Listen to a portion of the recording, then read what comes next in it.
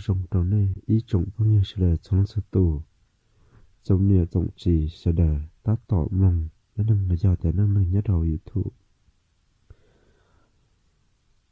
tao áp lúc nào cụ chỉ tao tôi hay nó nâng bố đồ này sẽ để tao mong lại cụ bảo thế chia tiền này trồng nhiều tao luôn cụ chờ đã nâng cho nên tại lúc nào cụ giờ tất cả là mấy ý ra đã nâng thả bố đồ này sẽ để tao mong đùa ra đã nâng này nó nữa chữ sĩ nhớ trong lúc Tết chờ Việt Nam nhớ cho họ lúc rõ số ra đó nó nên muốn bé hai tỉa đâu ra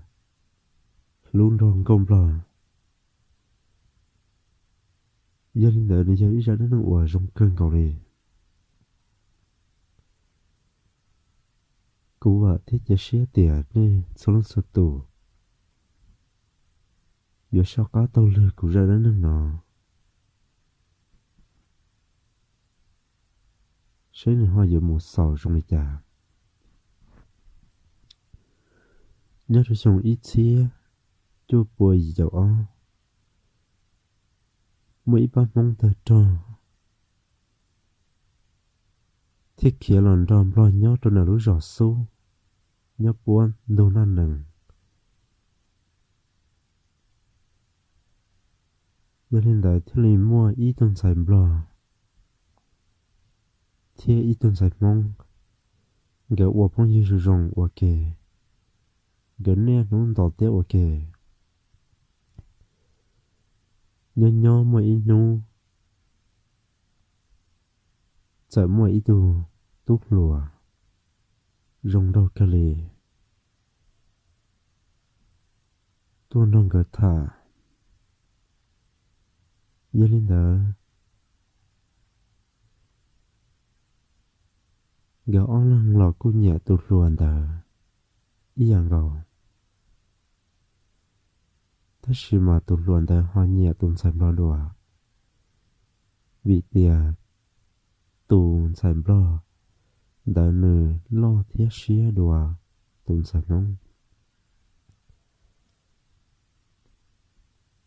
cho nên là tụt luồn đâu này thế nên nung tụt luồn gỡ thả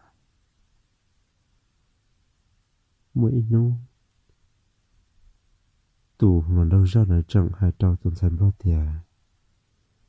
nhà lý có bà cải cho cụ mù say nên lúc trẻ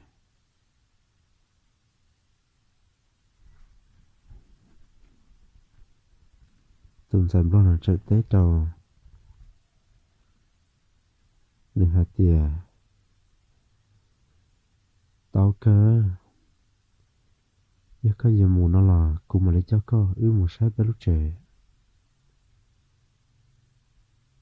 cho nên là người thấy thôi kệ là một sai tuần xem là lúc trẻ thằng cái là sao đó thì tuần xem là lúc trẻ tuần xem là cả đầu trẻ lại cho nên là tuần công bao là theo lịch tao hôn được thì còn nữa là trẻ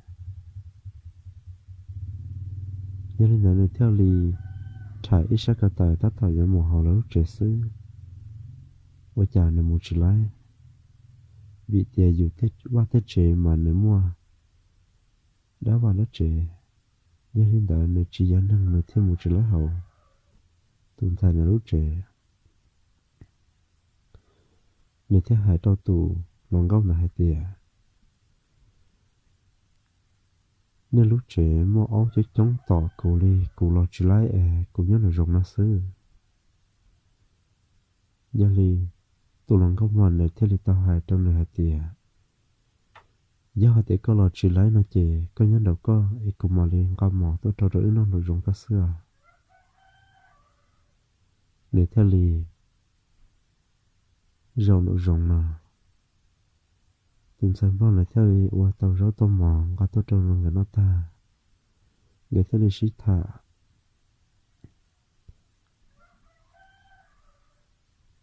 cho thầu bé mỏng nó khai gia đình là tụ luôn là thế hai trâu tuần sau là thế cụ yêu chắc hơn một trời lời ta kỳ của mình tôi nó có nhớ đùa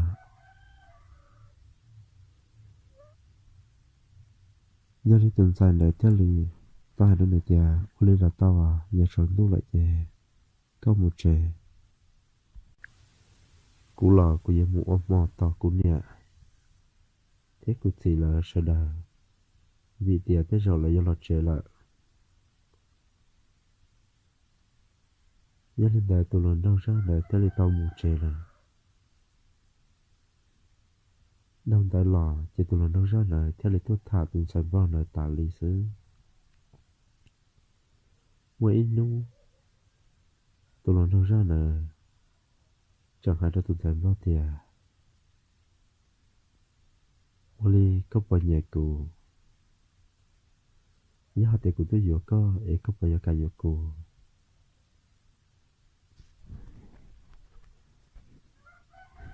từ sau này tới tới trồng tụi nó ra là hạt tiền cũng nhẹ có cơ là má bác sĩ cũng sẽ trả các chi nhẹ của sư lố do nên là tụi nó ra là như thế hai trâu tụi sau nó tiền cũng như nhẹ có cơ lìa nhớ cũng chỉ nhẹ có cũng như chỉ tôi nó có nhau lì gần cũng sĩ thả là toàn tàu lì do nên là mỗi nú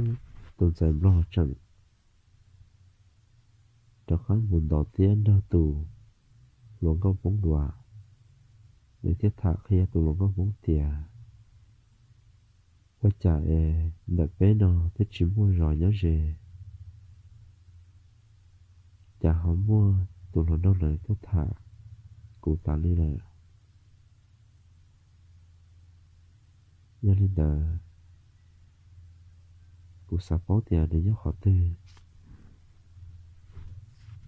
ta chỉ cũng đúng được lò để cụ chỉ gặp hết được cụ bị thế cho nên tại tụi nó có muốn thế hại trong đường thì nhưng cho lấy câu hại là ít thắt chọn được bé đó chỉ mấy lúa giò thì giờ mua vốn đâu rong lên đường giờ để các sạp báo mà thọ tên này tua để người trả khá một chế chỉ có cú là khá một số xứ cho nên tại tụi sẽ bao thế hại tiền ô lên là tao cô mà ô có hại nhớ cho nên trả tua nào cô mà đi phải so sánh để không được khó tên là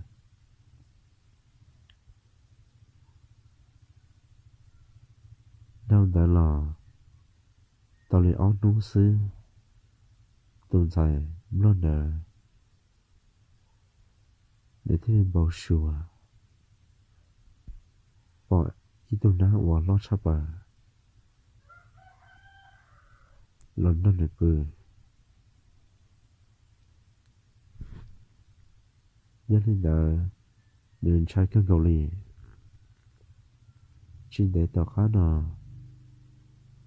tao lên là ilovit sư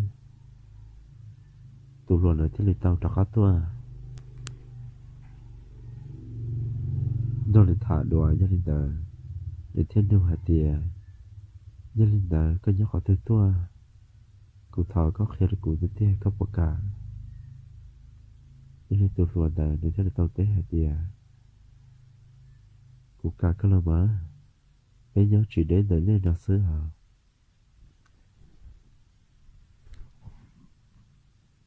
cho nên giờ tôi dành đó là thế là chỉ đúng gì là cái thế sĩ thả ít nu nhà trồng nu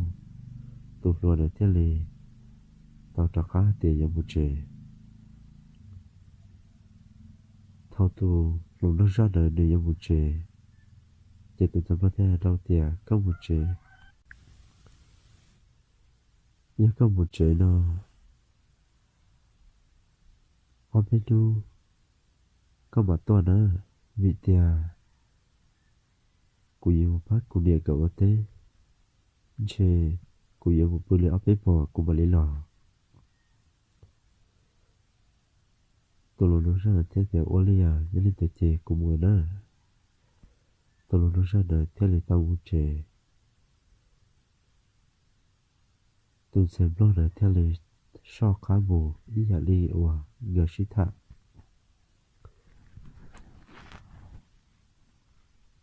thảo tụt xem lo cho cá tụt lùa đời một sao tụt tụt đê quay cha tụt lùa đời theo lì về trong lúc bản đê là thảo nó khi cái trong lúc bản đê quay cha được qua kia tụt đó nó lo thia y liệt bài qua đê mà giải chùa thia để khâu gì đầu gì ban đại trong lúc bản đê lo lại gia đình ta tụt xem lo theo lì trai hay lì qua đâu để ý chế thôi ta để theo bóng hoa tiền để thả tao nó ra lại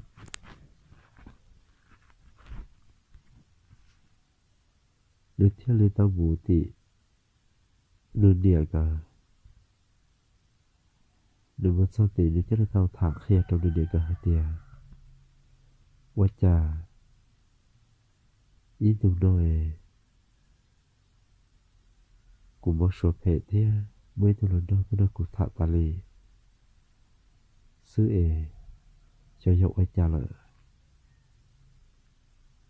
nhân lần nương địa thế hai tiền nhân lần có tới nu được là hai tiền tụi luôn rồi tôi không thể tua tụi sẽ bắt được thế tao tế trò nương địa hai tiền cũng địa cũng tới nu được là ta chỉ được chỉ cả khe cụ ta chỉ bà đa vô cụ son được khá sẽ được một chế được một độ khó tư cụ son được khá một gia đình tôi đê chỉ được chia về trong lúc bản đê thế chỉ ta là lựa chọn ok tù ra nó lo bao cái trò là nhân lên đời địa thế hai tiểu bên dài nhân lên đời chỉ có thả tàu ra lại các pháp bốc xưa thế thân trai à giờ có trả một chuyện này chị một phút khách vào đó các gì ư ua tế cậu ta chờ ư lòi ư mà liệu đứng khó có nữa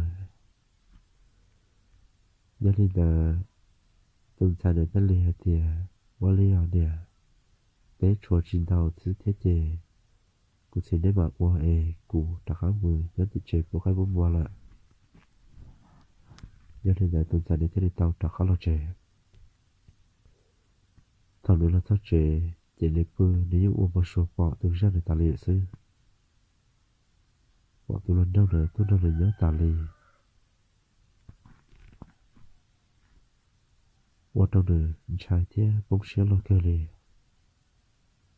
mỗi ít nú để thế lì xa tìa nhà rồi đi đâu chỉ cũng sắp bị chơi đâu lại chỉ cũng muốn đâu cũng có dịp bơ tỷ là sẽ rong già để thế lấy tao kể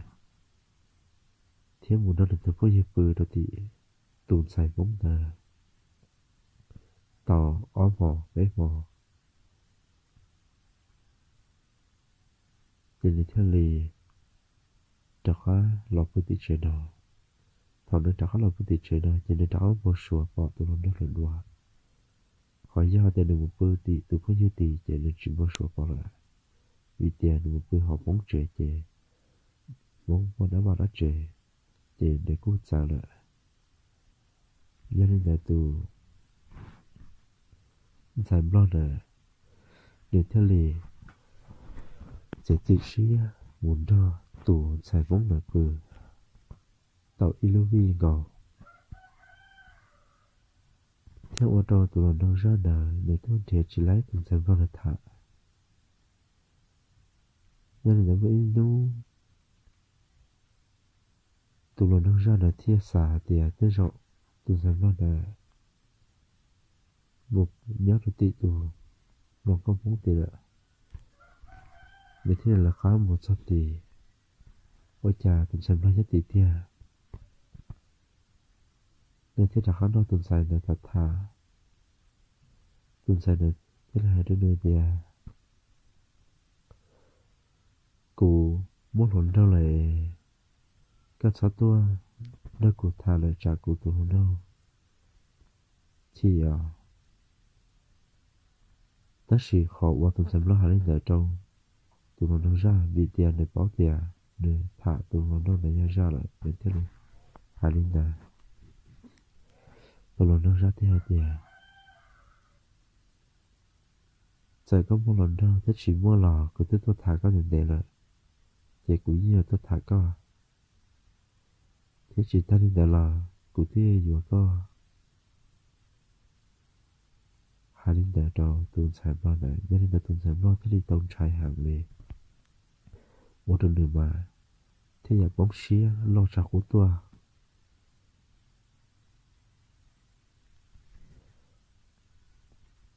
đâu là chuyện đề tao đi áo đúng sư tôi luôn nói ra nè để thì ok ý tôi nói là lo và nhớ tụi tị tôi sẽ lo là lúc trẻ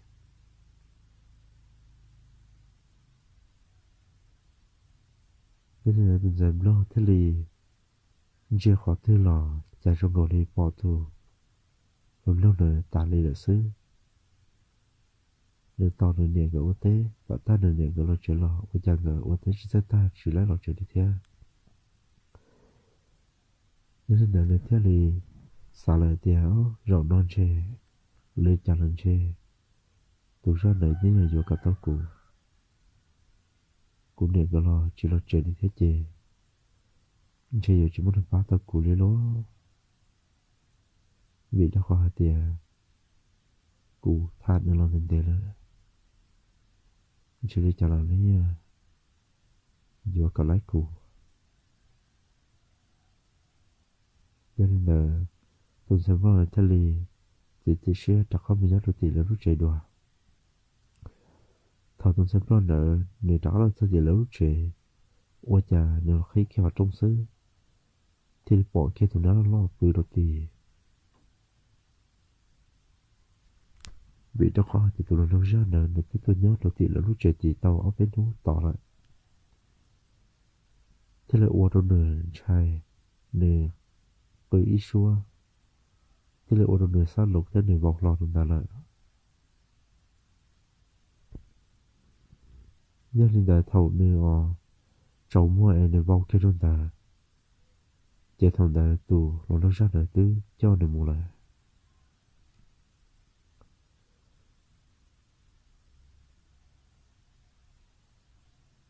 tôi luôn nói ra nợ cho nè mù cho đã tù ra nợ lời lúc vào lúc trẻ nếu mà sáng lò quá chà nếu thích chia nhớ về là lúc trẻ lời nếu thích nhớ trông trà lời cho nên là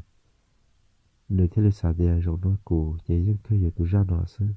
chỉ muốn chờ mù lợi vì thế ta sẽ nói cụ lo nhớ là lúc trẻ thế chỉ báo già cho cụ miệng gặp báo lì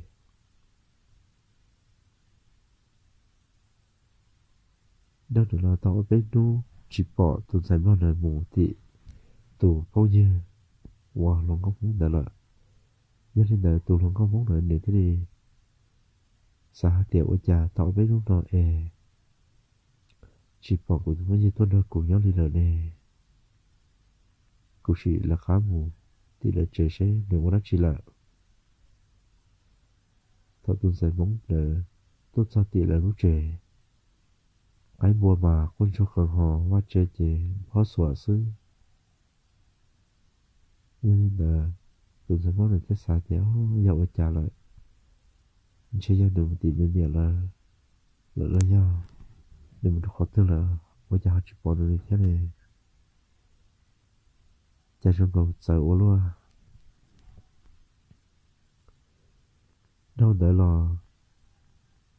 tới ít nu tụi sẽ nói là thế này xã téo thế rồi nên tất cả tụi nó ứ bóng là chơi trả giá nên nhiều tụi nó là chế cũng là khá một vẻ là tế sẽ có bọn nữa giá trị bọn nữa nó cũng tôi khai đồ này nhận nhất là gì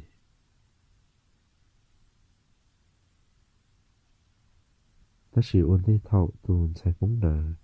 giữa mùa hàn tuần xem lo là nhận hết gì chỉ tuần xem lo nhận là tứ bao số bỏ tuần sai lo hai trốn nữa dạ cũng nè nếu nhớ về tới mình để nếu chỉ lo chơi cụ thể dựa chỉ là vì để ra tôi cho cùng nó ra nhau là thì ra cho cùng một nhau đôi là lúc họ chùa với nhau được bé lưu rõ sát tì là đây là sát tì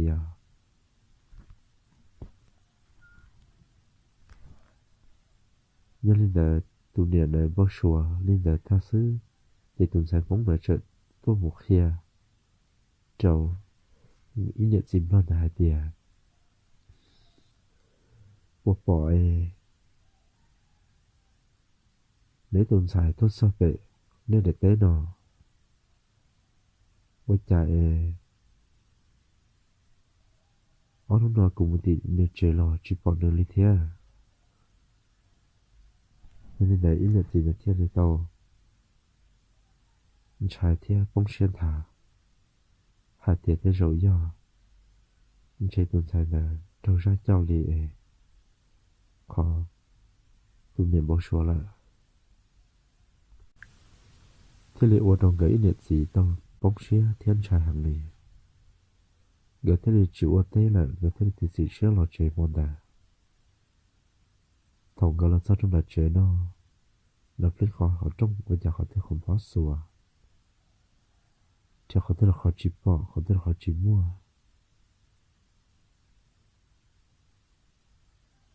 gỡ thế lì nhu xía hàng gỡ thế lì mua sát la trâu đèn bán nên là đèn bán thế lì tao hãy trong gỡ hai tìa nhà lì chỉ bỏ đến từ mình nhỏ là nhiều ở chả thế chỉ thay nhà lò nhà họ để ra nhiều đến từ mình nhỏ trở lên khẩu nên thả khai được cụ em đến từ mua số nào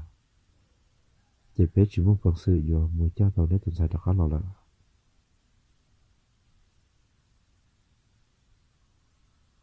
nhà nên là tụi quan niệm lo này thế lì tao hãy trong này bán tiền thế rồi như do nè tụi ra là tôi cho nè tụi xài đi hài lại bị tiền đến tiếng bò sùa hạt tiền ra cho nè tụi xài mù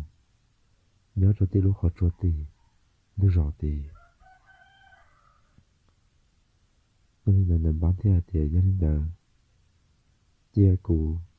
khu cho cái tin trong lầu tua sĩ thả sẽ nhậu ô đi chả chỉ nhậu đi chả là với mạng hòa nên là ít nhất chỉ mong là theo được khá lò trở ra đàn bán thế lì hù cho cái tin trong lầu hầu rõ hầu mù sĩ thả hạt tiền gửi tuần xài trâu ra mới cho mù rồi nên là sẽ đời nhậu ô đi chả nên là cho cái tin trong lầu trên luôn hạt tiền nên là người tới báo tiền ra cho người tuần xài rồi nên là cho người nhớ khó cơ thế lúc bạn đây thừa để bán thì hai tiền nó tu niệm hai tiền ra cho người tuần xài nhớ được tiền lúc khó chùa thì biết được rõ thì nó nhân lên để cho cái xin lỗi cho chị cho lên đời cái thức báo lên đời rồi chị cái chữ thì sẽ đời mù xua cái tiền lúc khó chùa thì sẽ ôi chà sẽ bỏ mất chị để bán thì để hồ ta nói ra là sẽ đời tôi mù thì lúc khó chùa quá nhớ là nó rọn đấy thầu tôi một so thì lúc họ chùa lấy thì tao ga một đầu lúc họ chùa thầu một so vô tỏ lúc họ chùa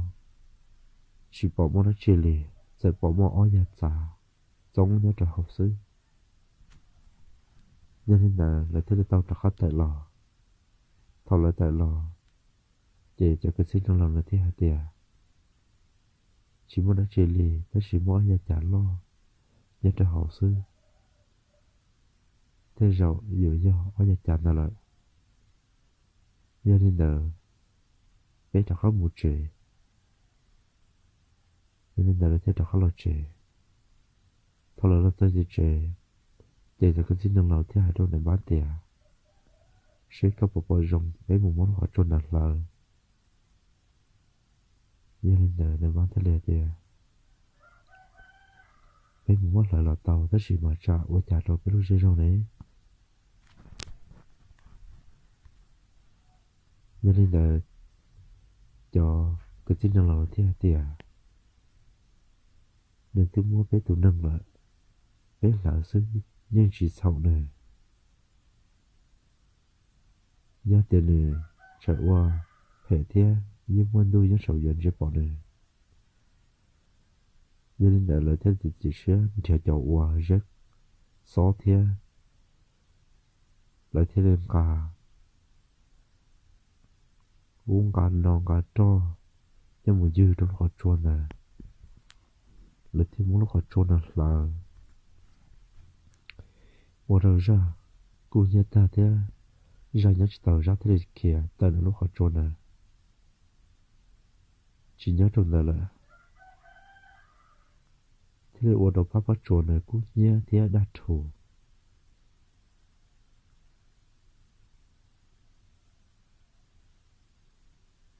đâu lên đã lò tao chuyện đề thế là ở đầu là lúc ra ra ta chỉ mua đã chỉ là vì đó khó tiền là có tự do này lợi ta cho nên là tự do này trở nâng thế này cũng nhớ tiếp bọn trong ta lại thế này tao chỉ một nhau đã bôn đã tụ nịa đê nam mô thế là nằm ở xí chùa là mà thế này chỉ nhớ trong ta lại cho nên là đâu đã lò lúc rơi xong là thế này nhớ tàu thế chỉ mua trả lộn đâu ra quả tốt thay cho anh xài nhớ cho hậu lại ra đến người nọ nên là sầu trong này nọ cũng vào thế để xét tiền nếu sợ đời dù đó của tao cũng ra đến nâng là tao thao sầu sợ tiền của hải tao chỉ dùng thêm một khăn khó hải tao chỉ trong nó sẽ đời xế lọ thọ nên rõ gì